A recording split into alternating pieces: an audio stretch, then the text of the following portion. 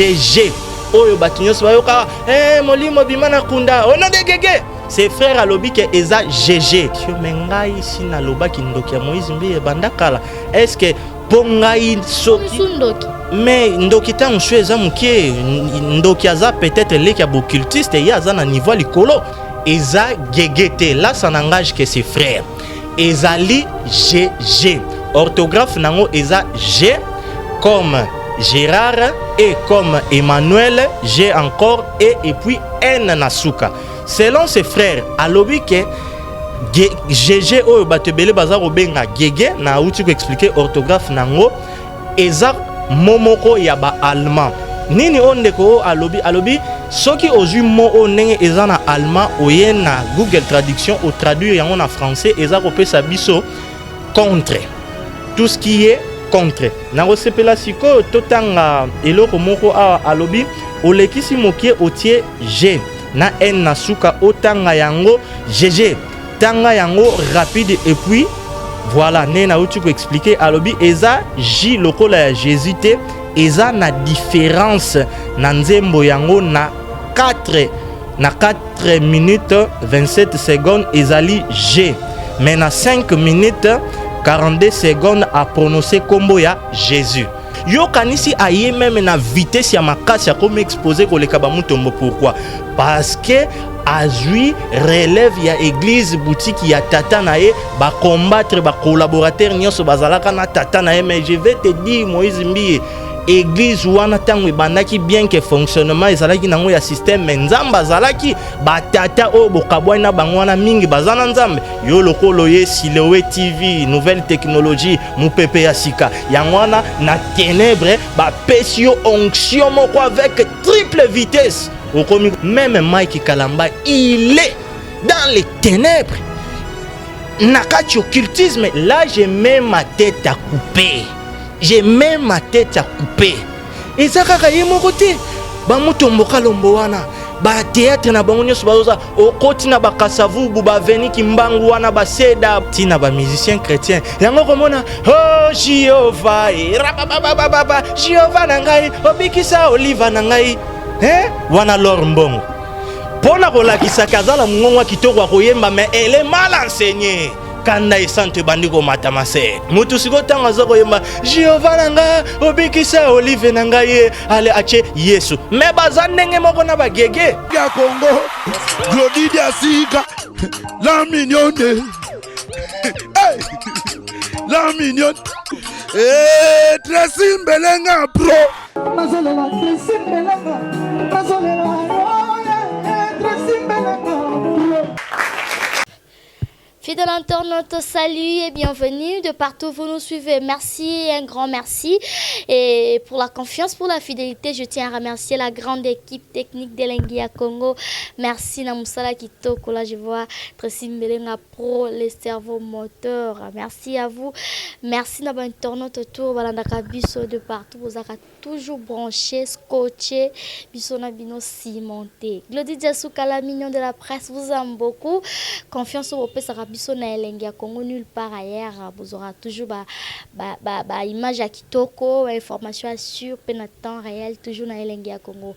Merci à la première dame de Lausanne, merci Kouya Gobelisha, maman Nari Jandilo, elle ne fait pas comme les autres. Merci à maman Godengoma aux États-Unis, Trixan Congolo. Merci, ça continue. Pour aujourd'hui, la mignon de la presse, je reçois le frère Fortune Bala. La fois dernière, Tolobelaki, la parité dans l'église, mais pour aujourd'hui, frère Fortune, il y a un canaba, si je m'en ai invité. Il y a beaucoup à ce sont les pourquoi, mais je salue d'abord le frère Fortune. Bonjour, frère Fortune. Bonjour, maman. Santé. Oui, en tout cas. Le véritable Azobate, la Jésus-Christ de Nazareth, n'a vraiment très bien. Faut tout préciser pour combien belé. Donc, ngandenge naza en bonne santé, nazongi na Elengia Congo, le roi des rois, Jésus-Christ de Nazareth à Batelingaï. Voilà, merci beaucoup. Big dédicace à toi, mon vieux Alain Carré depuis Qatar. Djoga Makasi, émission au préféré et Angoyo. Voilà, pour aujourd'hui, le frère Fortune Balalobi, Tozolo Bela, la diarrhée spirituelle dans l'église. La diarrhée spirituelle dans l'église. La diarrhée spirituelle dans l'église. Si j'en me souviens que le au sujet ni frère Fortune Bala, amis placé, il y a qu'à répondre à Bisso par rapport à si j'ai la frère Fortune Bala. Pourquoi si je n'ai pas la caca, ni moi, jar, ni tikara la chrétienté. Merci beaucoup, Maman Glody. Si je n'ai pas lobi za moi jar, le rôle la chrétienté, bon pona batu oyo balingaka nde ba théologien bakosa bango na psychologie na bango ko jouer na ba gros mots.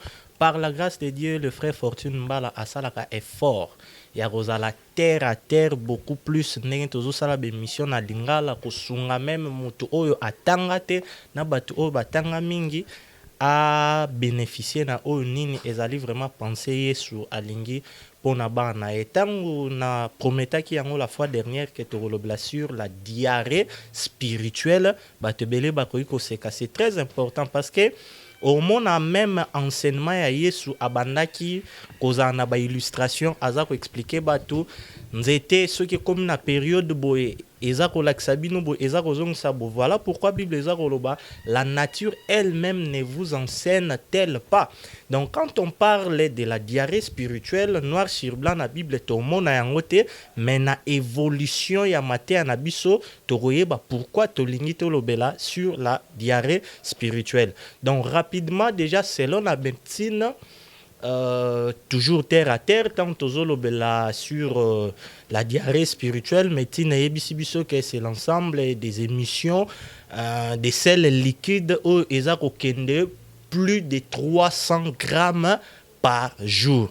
Et na ba type ya diarrhée d'une manière générale toza comme on a 3 types ya diarrhée. Donc diarrhée liquide, diarrhée oyo eza kobimisa makila et puis diarrhée fréquente oyo esali plus de 14 jours. Sikoyo tango nde toko évoluer toko yeba ba cause nini oyo e provokaka diarrhée et pourquoi tozolobela diarrhée spirituelle dans l'église. Voilà, ça continue. Selon un bandit, il y a des chrétiens, des internautes, tout le vraiment la soif, il y a yoka, au côté vraiment la profondeur, il y a sujet de diarrhée spirituelle dans l'église. Est-ce que l'église nani bazar na ba diarrhée, diarrhée les années juste. Oui, diarrhée na uti koloba ezali vraiment na ba jar nango nyonso lelo tozomona spirituellement ezana ba chrétien oyo yo ba diarrhée na bango déjà et komi ko bimisa makila et leki déjà tape moko ya liquide ba misusu ba komi na ba diarrhée moko à vie.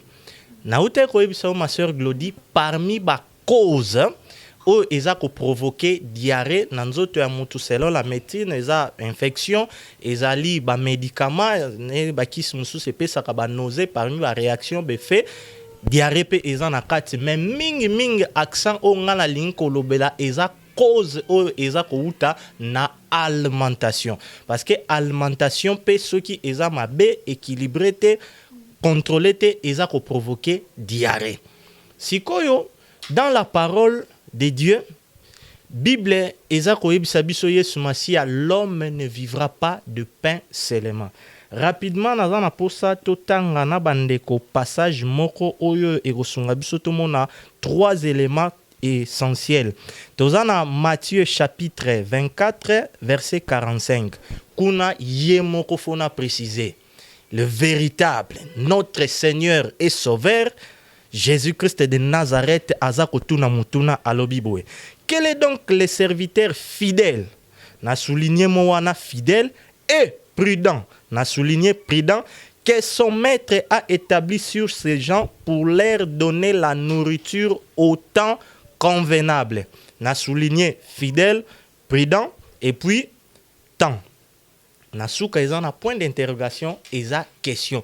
Quel est donc le serviteur fidèle et prudent que son maître a établi sur ces gens pour leur donner la nourriture au temps convenable?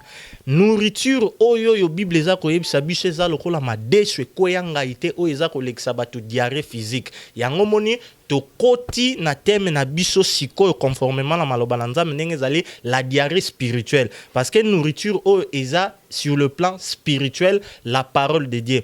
Voilà pourquoi apôtre Paul aza koloba na ba chrétiens à Corinthe désirer comme des nouveaux nés. Donc lokola ba bébé les lait spirituel. Donc c'est pour dire que na makambo Nzambe eza na ba lait spirituel eza pe na ba nourriture solide selon croissance na maturité ya vie chrétienne. Sikoyo mama Glody, awa Yesu Masiya atuni d'abord quel est le serviteur fidèle. Rapidement, serviteur fidèle azanan azali mutu oyo andimi Yesu à comprendre vision et puis andimi kozwa risque ya kosala nyonso oyo yo maître na ye alobi na ye donc ya ko demeurer fidèle parce que na kati ya koyamba Yesu Masiya azoloba bokozala ba martyr ba témoin na ngai. Donc serviteur o aza fidèle non seulement ayambi Yesu mais il faut pe azala prêt pour na ko risquer na évangile. Deuxième mot essentiel tozomona prudence. Quel est donc le serviteur fidèle et prudent? Tant tozolobe la prudence rapidement et loko tokoki ko comprendre o eza ko accompagner prudence ezali discernement. Parce que tant mwana azo kende pembe na moto et lo ni mutero sala ke o empêcher eza tant o discerner que non libanda moto eza na moto eza mabe pona mwana aza na maturité te ya koyeba ke non wana eza moto arozika. Voilà la prudence. Maintenant tant toza kolobela temps pour balobi quel est donc le serviteur fidèle et prudent que son maître a établi sur ces gens. Ba gens wana eza église bampate na Nzambe pour leur donner la nourriture au temps convenable. Toza lisu na problème il y a temps. Yoza mama, oza na mwana. Oyebi depuis abotama ti na aja komi nango et puis ba makilo na bino bokendaka boye ba matia ba pesa bino bozana ba miliki ya bana 1 2 3 et kendaka par rapport ya ba âge ya mwana. Donc lokola une femme prudente oyebi ke tant mwana za de 0 à 2 mois, il faut karananu les maternelles tant azo koma na 3 mois faut na mokode faut poto na sala boy na zong saboy. C'est ça la prudence. Eza kokende ensemble na notion ya temps. Sikoyo, le maître des temps et des circonstances, c'est Jésus-Christ de Nazareth, le Dieu véritable. Alors, serviteur oyo aza fidélité, akoki jamais kozala prudent. Et lokola aza prudente akoki jamais pe kozala na discernement ya temps pour na kopesa parole véritable na peuple de Dieu. Voilà pourquoi Yesu Masiya atuni wapi mosali ya solo ya mayele pe ya bwana oyo azali kopesa biloko na libota na ngai na ngonga oyo esengeli mama Glody. Voilà pourquoi terre à terre rapidement pour nous rejoindre sur le maloba na yena émission na bino ndenge na prometaki tolobela sur la diarrhée spirituelle pour na kotalisa na bana Nzambe ete la plupart ya oyo boza komona surtout na ville à Kinshasa soit disant ba grand pasteur ce sont des infidèles devant Dieu bazali na prudence et puis baza na notion ya discernement ya tenté. Toko évoluer ou comprendre que tant autres gens conformément à maloba na Nzambe ba makambo basali na Nzambe soit disant baza ko sala baza na biloko wana misatu. Voilà, on a vraiment trop pressé, tout côté vraiment na profondeur. Fréquemment si la diarrhée spirituelle, tous autres vont à l'église. Au quoi il s'agit comment est-ce que tu vois que non église baza vivre na ba diarrhée na ba ndenge nini comment?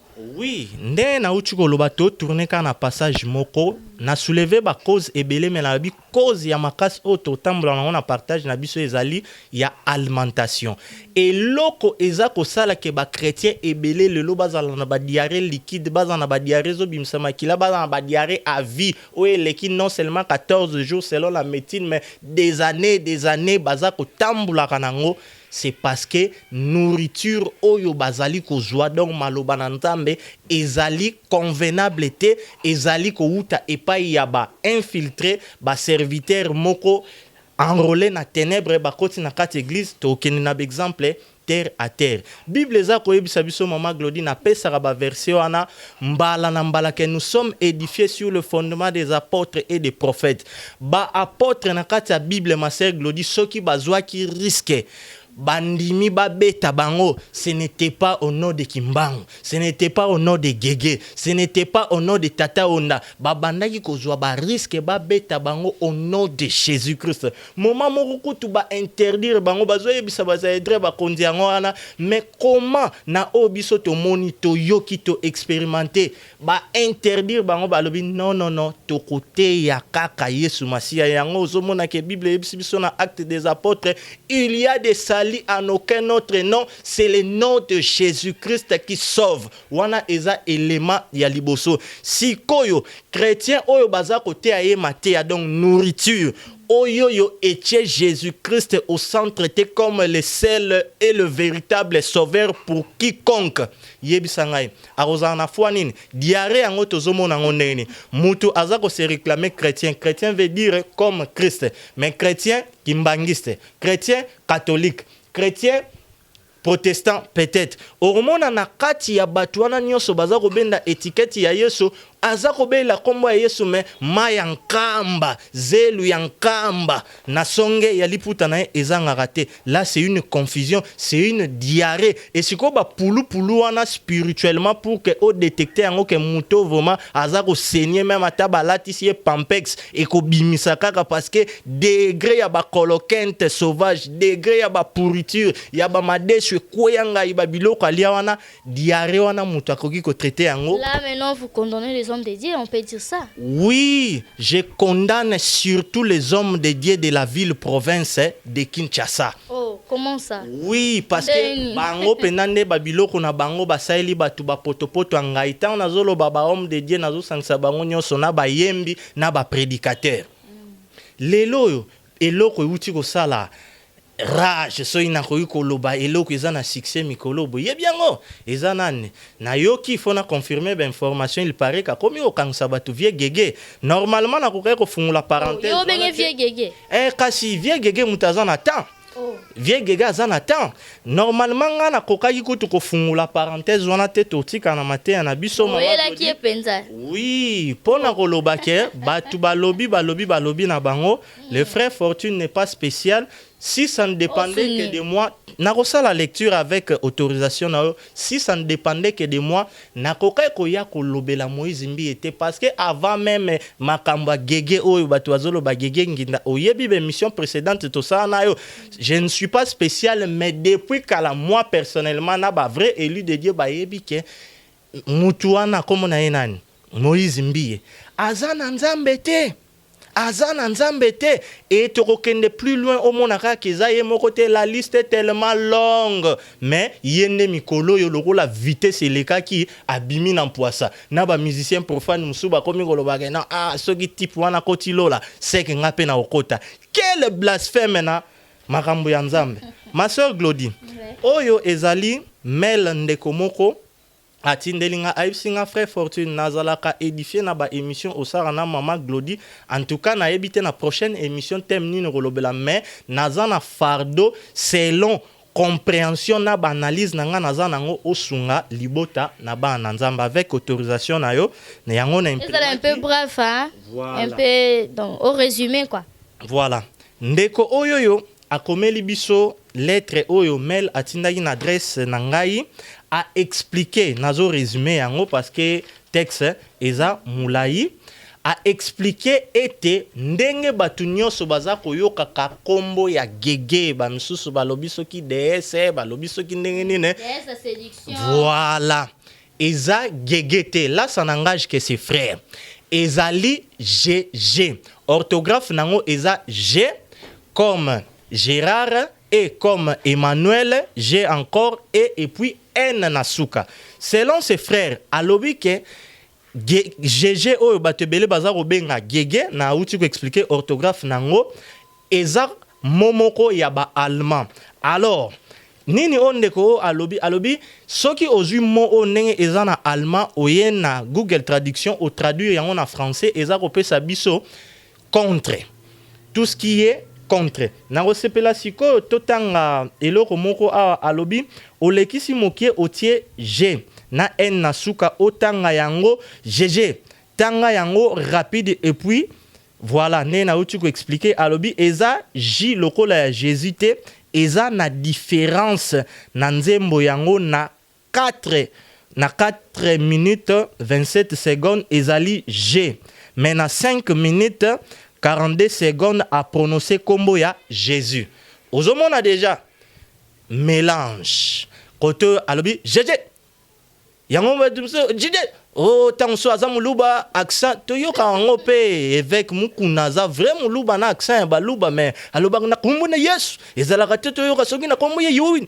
Eza na kombo na Yesu. No Jésus. Bon, Yesu koyo batu bayoki gege là ça n'engage que ses frères nga naza ko transmettre message. En gros mama Glody ndenge outi koloba pona ko résumer yango ndeko o alobi soki bo observer nzembo wana bien. Place à Télémi. Bokomona batie likofi ebeti nazi yango na clip na ye atia boxer pona kolakisa force na sens ya négativité.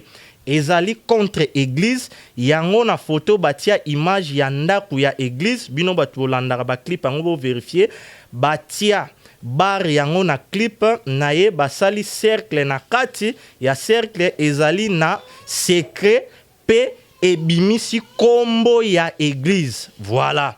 Or, GG ezali contre église. Pourquoi pas atombo la kombo ya Yesu? Et puis, ba fille o basali clip akangisi bango basuki ya milai bazali kobima na bazali kobina na mutu po basuki na bango eningana po na nini ba photo ya GG bota la musique yango ndenge ezali musique oyo bazali koyembela nzambe ezali ya mondele wana te pe na titre ya héros. Yoka sikoyo na lettre ndeko oyo eloko eza très important bandeko alobi eke nzambe azali roi des rois. Bandeko bolandango mama Glody. Seigneur des seigneurs. Héros na Bible na Genèse chapitre 6 bana na nzambe ba monaki bana na bato. Genèse chapitre 6 botanga mabe na bino bolingi kaka boyoka gege boyoka frère Fortune na ye na nini mais bolingo tanga te. Genèse chapitre 6 bana na nzambe ba monaki bana na bato pe basanganaki na bango sexuellement ba botaki ba géant pe bazalaki ba héros fameux dans Antiquité. Elingi koloba asangisi message ya nzambe na message ya contre nzambe okobota ba héros. Ya Genèse 6. Bato oyo bazali na matoi te nde boyoki soi-disant alobi, mais bato oyo bazali na matoi ya solo nde bayoki ke alobi Jésus te ngai na yoki pe ça engage que ses frères. Na sali analyse na yoki alobi GG ndenge na ute ko expliquer orthographe nango azali contre église. Chef ya église ezali Christ na internet monyoso ezali na explication nango ndeko soki azali kuwelela biloko ya mokile après amema bana na nzambe na perdition ezali mabe pendeko soki ozali koluka succès na yo Moïse mbi ozoyoka wana ngate mail batindelinga bazopesa yo kutu conseil na lolenge wana ezali na litomba moko te ozongela nzambe. Il est question de savoir est-ce kazalaka na nzambe to abungi wana etali kaka ye message oyo etungisa bino lisusu te bana na nzambe wana ndeko na bino akomelinga nazo transmettre message bato baye malamu monoko batu bayebi malamu monoko ya ba allemande ba kosala commentaire bien pona esprit ya GG.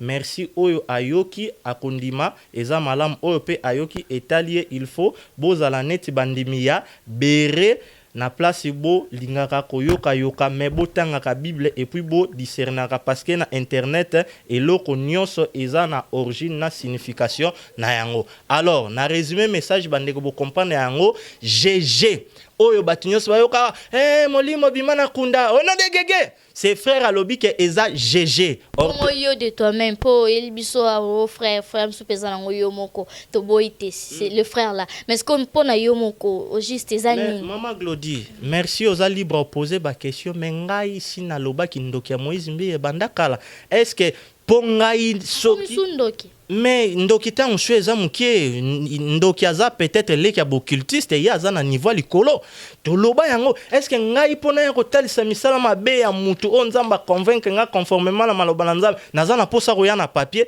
soki na imprimaki yango eza comme preuve na demande o ndeko wana asengi esunga libota na bana na nzambe parce que asali recherche yango a expliquer orthographe wana G comme Gérard et comme Elohim G et puis N mon frère Fortune yango mutu eza kopesa biso contre a expliqué yango très bien et j'ai aimé et le oui je suis pour bien que ngai sincèrement peut-être batu ba okanisa na kosi nazo yo kangoka na audio na nzela mais nazu même tenté sur internet ya Rolanda o azong sa yibwa sa yiwe parce que je sais déjà c'est depuis longtemps que mutu wana za plongé na kati ya ténèbres yo kanisi aye même na vitesse ya makasi ya comme exposer ko leka ba mutombo pourquoi parce que azui relève ya église boutique ya tata nae ba combattre ba collaborateur nyonso bazalaka na tata nae mais je vais te dire Moïse Mbiye église wana tango ebandaki bien que fonctionnement ezalaki nango ya système mais nzambe azalaki batata oyo bokabwani na bango wana mingi baza na nzambe yo lokolo ye Siloé TV nouvelle technologie mupepe ya sika yango wana na ténèbres bapesi yo onction moko avec triple vitesse okomi kozala exposé nakangi parenthèse na ye o azana mayo mato ya koyoka na conformément à notre sujet yepé à cause de la mutu ya ba diarrhée to ndingi nous expliquer biso te on peut exemple natangi ye pona kolakisa ndeko expliquer diarrhée yango na 4 minutes 27 à lobby GG na 5 minutes 42 secondes aye koloba Jésus. Eza confusion, eza mélange. Gege wana batumsu basali ba recherche ndengo lobby des momoko ya séduction DS boy na boy. Sikoyo gege na Jésus au sala babiloko na wana contre église et puis oyemba ba héros. Non non non non non. Jésus-Christ aza le roi des rois, le seigneur des seigneurs. Donc batu nyonso o baza na boutique na Necropole ya Moïse Mbiye. Baza na nzela ya lifelo mama Glody. Baza ko saigner diarrhée ya mai parce que tango so yemba nzambe na mbiye na bala nzambe na yende GG to gege ezo dépendre na bino siko okobala banane okobala pe ba géant ba mibala butu bandoki ba occultiste po nzambe na mbiye na bala kombo na Yesu mama Glody kombo oyo epesameli biso loba ngo na chiluba loba ngo na anglais biso tozoloba ngo na lingala Yesu tozoloba ngo na français Jésus et puis ndenge na uti ko loba liste za mulai lelo yo kaka Moïse Mbiye wana mutasambo meza kaka ye moko te là je mets ma tête à couper mama na ngai mamba mettre la tête à couper on est là ba problème non aux assure je mets ma tête à couper parce que je sais que na vivre na kufa l'essentiel nazala en Christ oyo ko battre la vie na ye pona ye moko ako perdre yango mama Glody yo nganisi na économie ya mboka oyo batu nyozo bachake liki ya l'état makamozo marché ta toke na poto mukili o mobimbeza plonger na ténèbres soki nzambe a éclairer ngai na rendre vérité captive pona zobanga babo mangai jamais mieux vaut na kufa na kozala na nkembo lokola Étienne amonaki le fils de l'homme debout sur son trône wana ndezali biso ba martyr ya Yesu Christ biso toza ba martyr ya le 19 te oh biso ba opposant oh biso majorité te biso toza ba défenseur ya évangile otie mutu bakata ngolo ba ke baza ebele to koka kotanga na musique to ya nanu côté ya musique po yepe banda bala lokola akita mwandambu na makamuna ya buzoba wana batu bakomi obosa na awa gege asali succès pona nini lokolo occultiste papa moko tozanga na singa ndeko Fortune yebika bazo yembela biso kaka soki nzamba salanga na tango na ina ba signe satanique même des païens bakomi komona yango tozanga kata diarrhée spirituelle liste ezamulai ce n'est pas seulement Moïse Mbiye bongo oyo yo nani bonganga na nzambe bonganga Mike Kalambai année passée bandeko bozana poto bozan mieux placé na ba o boza bosai la ba décodeur et na chaîne moko chrétienne ce n'est pas pour lancer la bango publicité boyebi ba image ezali soki na kosi aya na émission na yo aya na extrait ya publicité wana total marambo na zolo ba soki ezate mais ngai na yebi ba image wana et soko chete me yaka na oya yo ngapena ya na oya ngai Abidjan loue Jésus. Le frère Mike Kalamba a kende ko beta conseil kuna. Yé pas beta basine wana tenten.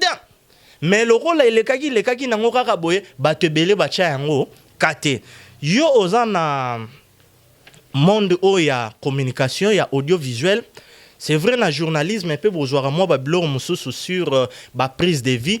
Tozana ba plan rapproché, ba plan américain, ba gros plan, ba très gros plan.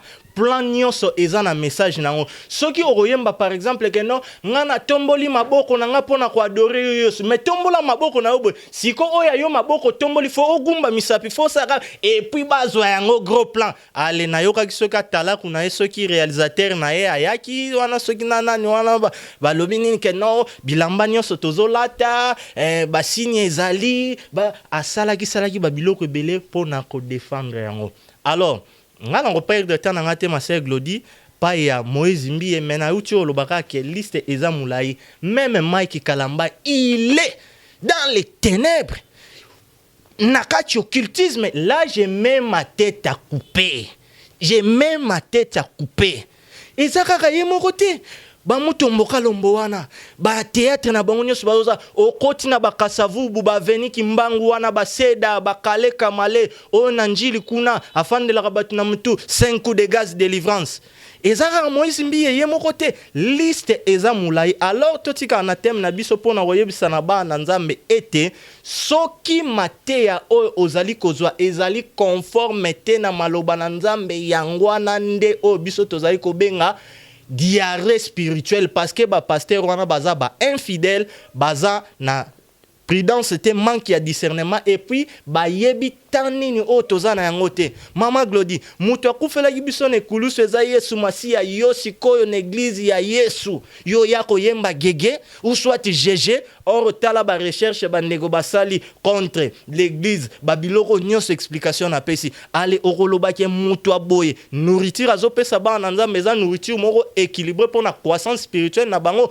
non yango moni na l'église wande na ute koloba to latisi bango ba pampex spirituel cela veut dire quoi oyeli bango parole akoyebi soka kate ngana zara na mwana hôpital nazwaka mai papa tekelaka biso 2000 francs na lesaka mwana photo ya papa na botaka ozo comprendre donc ezako saigner tellement balia déjà ba pourriture okomona même ata mutabeti libako na komba Nzamba mutombo ça c'est quoi ça na komba Nzamba Mbiye bon bolongola bakomona bonsiko bokoma na komba Nzamba miselekete na komba Nzamba GG wana nde kozala malamu. Voilà, merci beaucoup le frère Fortune Bala, ça continue.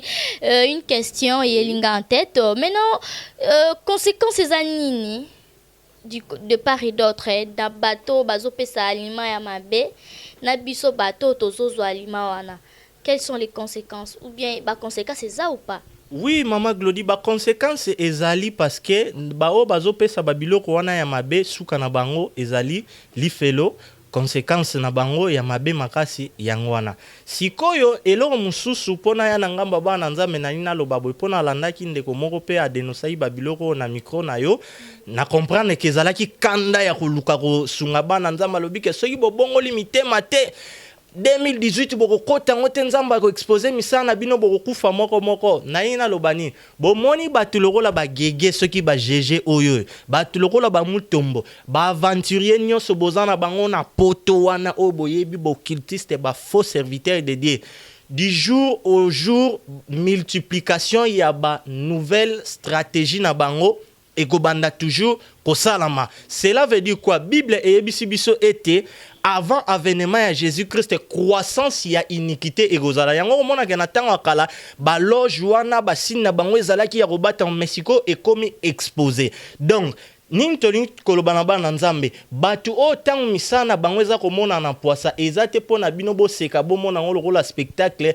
eza kolakisa ete Yesu Masia aza koya conséquence sikoyo pa ya batu o baza koyoka batu wana mama Glody pona kosukisa na question ndongo lobi eza nini Bible yebisi biso tango aveugle moko aza ko conduire mutu mususu boko kweya bino mibale na kati ya libulu tango mutu azana nzambe lokola gege azana nzambe lokola tata onda azana nzambe lokola Simon Kimbangu yebisanga isor na yo kozala nini c'est l'enfer parce que l'unique porte pour le salut de quiconque c'est Jésus-Christ de Nazareth. Voilà.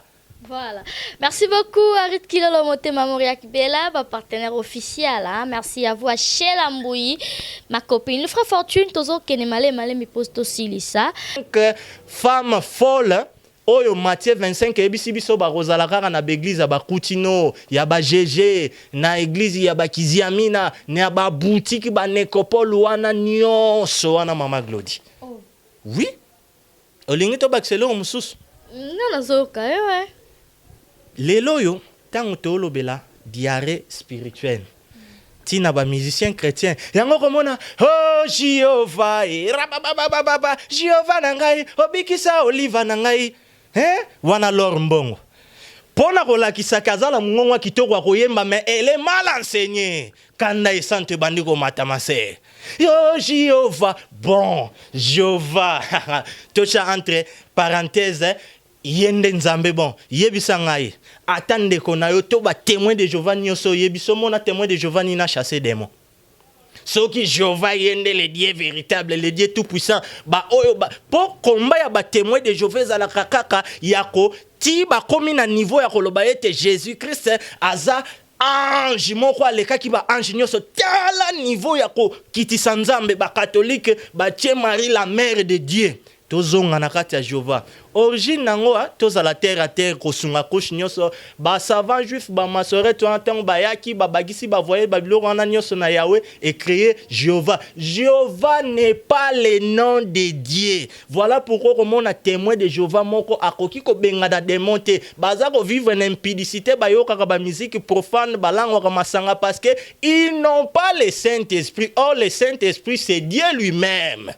Mama Glody mutu siko tanga zako yema Jéhovah nanga obikisa olive nanga ye ale ache Yesu me bazandenge moko na bagege oyo mususu tango ayembi pichu mwanza ba mama kimbangiste bosunga musana na nzambe ba mama catholique bosunga musana na nzambe ba mama fait pas ko bosunga quelle diarrhée spirituelle azana pose ecuménisme azala bien na ba mama kimbangiste azala bien na ba mama protestant azala bien na ba mama nyoso pona nini ba œuvre na yo wana za kosala etekama au moins est-ce diarrhée spirituelle en ezali donc c'est pour dire que ce que za kimbangiste tikala kimbangiste bina ba défilé na yo kende na terre promise na bino na ba Kongo na nkamba kuna Yerusalem oya biso ezakoya après l'enlèvement au son de la trompette 6 ans na fête ya Yesu 7 ans tango tozo kita kote pona ko mettre fin na bazizani wana nyoso Yesu ye moko liboso na cheval blanc biso toza kolanda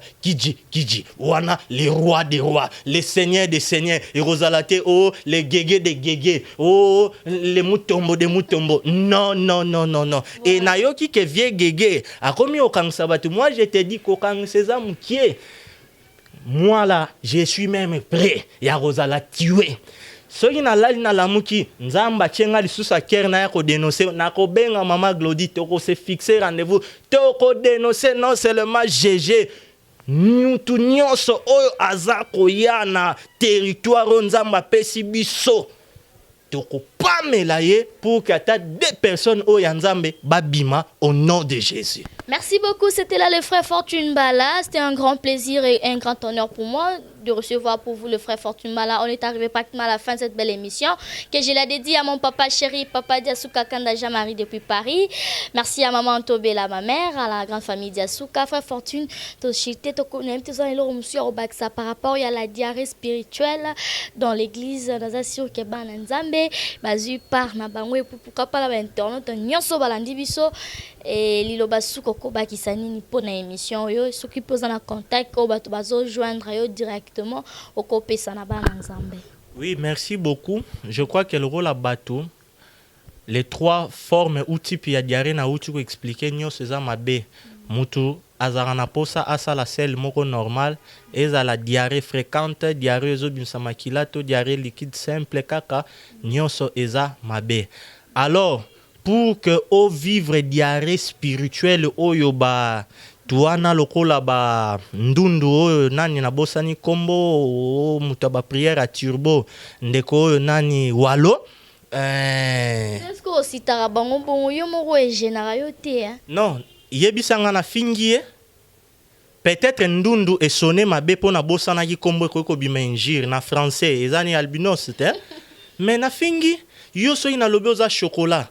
Non, kofinga te mendingo si tarabano ba kombo na bango ba so pesa infraction. Infraction yango amema yango na yoki mutu alongwe ekomi sikoyo le colonel Elvis Palanga na pesi mbote amema yango même atapa ya le numéro 1 bisengima amema yango même ata eleka primature ekende.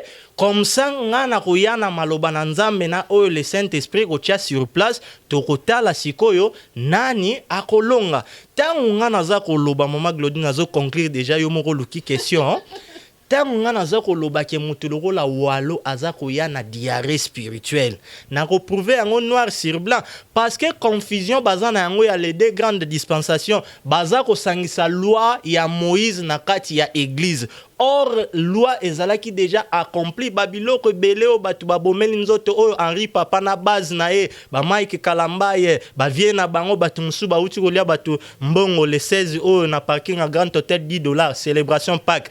Un vrai chrétien a célébré Pâques na e tous les jours dans la vie de pureté, de sanctification. Il n'y a pas une date précise. Si ko nyonso waneza ba kolokente ba pourriture tant na olobake ba commerçant. Ale na fingi bango mutu lokola walo tanga loba oyebite sika bituma famille na ezo uta bien aimé Bwaka bombe Eli boy na boy or Yesu Masia tango ba disciple ba yebisi ke bato ba pimeli biso place to commande mote uta likolo alobi nini vous ne savez ce qui boza animé na quel esprit siko Yesu atuni ba disciple na ende ngwana esprit intermédiaire ezalaka lelo walo mutombo bino bato nyonso botinda moto boza animé na esprit nini tango baza na Saint-Esprit c'est que baza possédé si vous êtes humble boza lokolo ba Nicodème bomona biso toroyana ba caméra te lokolo wale nous allons vous imposer les mains pour que délivrance au nom de Jésus. Vous avez un droit chemin.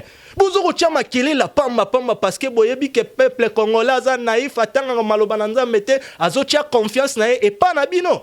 Pour na conclure. Ndenge na uti koloba bande za mulai ça ne sert à rien kotanga bango nyonso oyebi en gros ba vrai bana nzambe lelo bazobondela na bandako.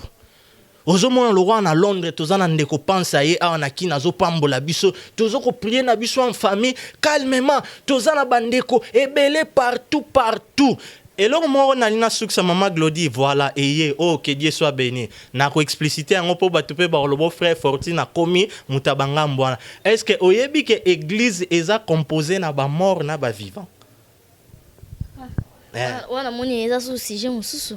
Non, eza sujet musute. Olobi ninga pe na rejoindre ba vie gege. Nenge toza bwe na kati église toza composé na ba mort na ba vivant.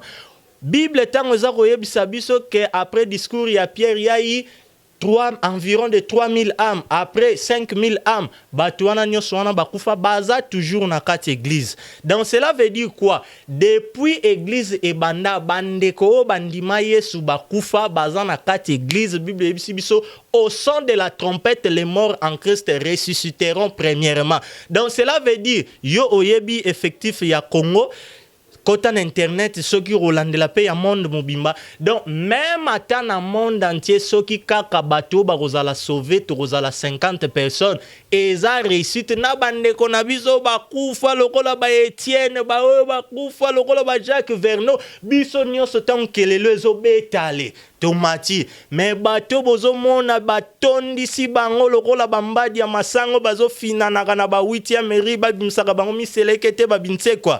Bango anande bazokene na large la grande porte qui amène en enfer. Maman Glody Makambo eza belé na respect. Prochainement, tu vas débattre ici sur le sujet tellement belé. Et puis, peut ça contact na bande ko balanzi ou azana pour ça ya ko benga parce que de moi-même naza dérangé tellement fort mingi, ba na pour ça rejoindre yo, mais bazo zo contact na yo te. Abi numéro azo pesa rabiso ele kakapeko, azo dicter numéro même sur ele karaté. Non, mais ça dépend. Net c'est mo ka uta obenga na uta oyebisa yo wana. Bon, toza batu. Naza na volant. Rappelez ngai, nasala ke fort par rapport à ba chef d'entreprise nabino, ya royambaka, ba appel ata nazo sala musala. Donc c'est pour dire le frère Fortune n'est pas voilà moi star vedette moko boy na ape na posa, bo benga ngate bo tindelanga balar na yepa Maman Glody na osala émission na nga naza nite na beti oyo nzamba disposer pour na ngai. Donc surtout bino bato poto, le wala boyebi kongwango politique ezo marché te bo mona biso so to ye tozo ganga boy. Non, na osepela benga ngai pour de vraies préoccupations au traité nga orgueilleux et talio mais ba o bazana molio monsanto ba yebi ke nazande ko na bango. Alors pour me contacter directement secrétaire Azalité à Rosala TP à Rosala na été c'est plus 243 89 74 86 736 plus 243 89 74 86 736 permettre ngapena remercier papa Tressim Belenga parce que quand même voilà aux femmes mariées ti azako permettre tout ça la na mission pour nangai na kozalaka toujours reconnaissant na égard na ye vraiment nzambe asunga bino. Merci beaucoup, c'était là les frères Fortune Bala. C'en est fini pour aujourd'hui. Glody Diasouka, la de la presse. Bissona Binezara, Likambouya, Alliance Moussala. Vous avez toujours branché. Merci à toi, Tressim Belenga, pour le cerveau moteur, mon époux. Balobi Yangamoro Yakati Yapale.